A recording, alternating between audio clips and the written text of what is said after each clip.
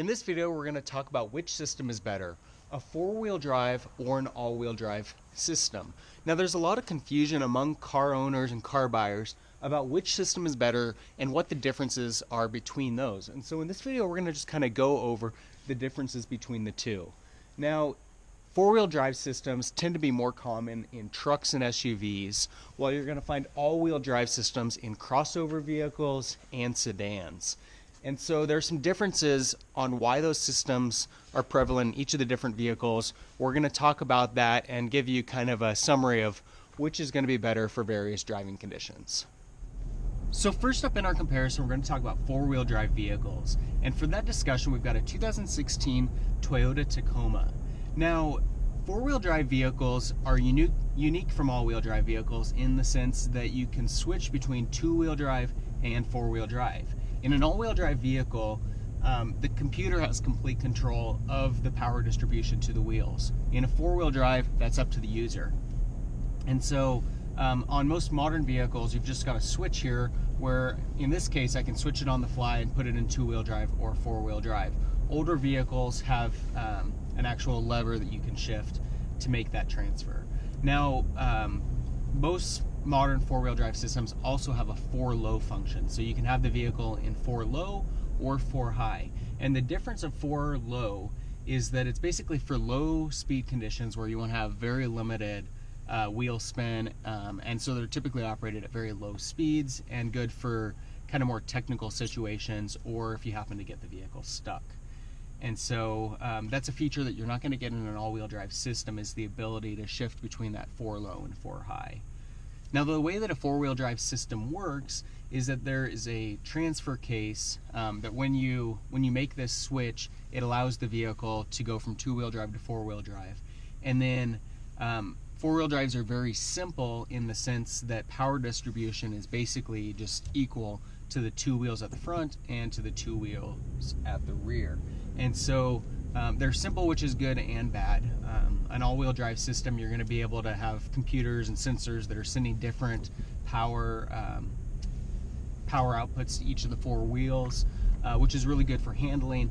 But when you're in an off-road situation, really the simpler system's actually going to perform better. Now, there's a lot of great things about four-wheel drive systems, but there are obviously downsides, and that's why all-wheel drive vehicles exist. One of those major downsides is that four-wheel drive vehicles don't tend to handle as well as all-wheel drive vehicles in all conditions. And so what I mean by that is four-wheel drive systems are meant to function very well in off-road conditions or inclement weather conditions. They're not designed to function as well in dry conditions. And so the downside of that is if you're driving on a day such as today, where you can see we've got a little bit of snow on the side of the roads, but then the pavement's actually pretty dry, what you're going to find is that driving on the dry conditions, the vehicle is not going to perform very well, especially at low speeds and on corners. And yet you want to leave the system functioning, because if you're off on the snow and ice, you want to have that capability of the four-wheel drive system. What's going to be most difficult is trying to park the vehicle or turn at extremely low speeds, because the vehicle kind of wants to, it's sending equal power distribution to both wheels, unlike an all-wheel drive system where it's going to transfer the majority of that power to the outside wheel, less on the inside wheel, and so it's going to allow you to make that turn much more easily than a four-wheel drive system where it's sending equal power distribution to both wheels, and it's going to make it very difficult to get around that corner end of that parking spot. One of the other kind of components of why four-wheel drive vehicles don't handle as well as all-wheel drives is that the type of vehicles that they're typically present in are SUVs and trucks, which you don't handle as well to begin with. So if you take a vehicle that handles really well in dry conditions and you throw in an all-wheel drive system, it's going to perform a lot better in those conditions than a four-wheel drive system will. So just to summarize on the four-wheel drive front, what you're going to find is that four-wheel drives are going to be much more capable if you're planning on doing more intense off-roading, and you need that additional capability in really difficult off-road situations. So for comparison with a four-wheel drive, we're now in an all-wheel drive 2013 Audi Q5. Now, Audi was actually the original innovators in the all-wheel drive industry when they developed their Quattro system. What really sets an all-wheel drive system apart from a four-wheel drive system, and we talked about this a bit earlier, that is that a four-wheel drive system is pretty simple, which can be good for off-road driving, not so much when you're driving on a highway. So a four-wheel drive system evenly distributes the power to the two wheels, and that's it. There's nothing more to it. The all-wheel drive system has sensors at all four wheels that detects wheel slippage, speeds, and it can adjust power between all four wheels to provide the best balance of driving conditions. It's a much more complicated system, but it does allow the vehicle to adapt accordingly to the driving conditions and provide the best handling and performance given whatever the situation is. Now, because an all-wheel drive system does all the work for you and kind of adjusts depending on the need, and the fact that it's always on, it makes me much more confident as a driver to feel comfortable driving at higher speeds than I would in a four-wheel drive. And so that's really nice when you're on a highway to be able to just feel confident that the system is activated, that it's taking care of adjusting that power between the different wheels, and I'm still getting good driving performance.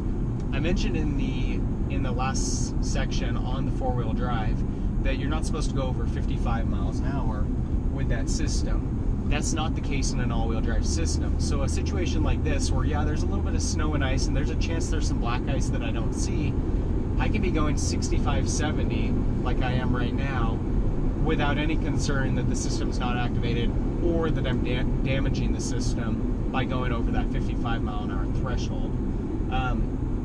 Likewise, I wouldn't necessarily feel comfortable driving, even if I had the four-wheel drive activated in the Tacoma. The handling performance is not as good in snow and ice conditions, and I wouldn't feel as comfortable going 65 or 70, even if the system was designed to a point where that was safe to do. So in summary, just like four-wheel drive vehicles, all-wheel drive systems have pros and cons, and it's really going to kind of depend on what you're looking for in the vehicle when you're making that decision on which is going to be better for you. A four-wheel drive system is going to be better if you're driving in really technical off-road conditions, but an all-wheel drive system is really going to be the way to go for the majority of car buyers out there.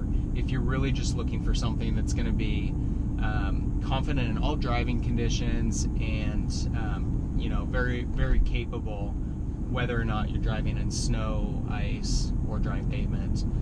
And then again, because you don't have to do anything with the system, there's a little more confidence in that too, that if you're driving out on what appears to be a completely dry road and you hit a little patch of ice, it's nice to know that the all-wheel drive system is going to take that into account for you.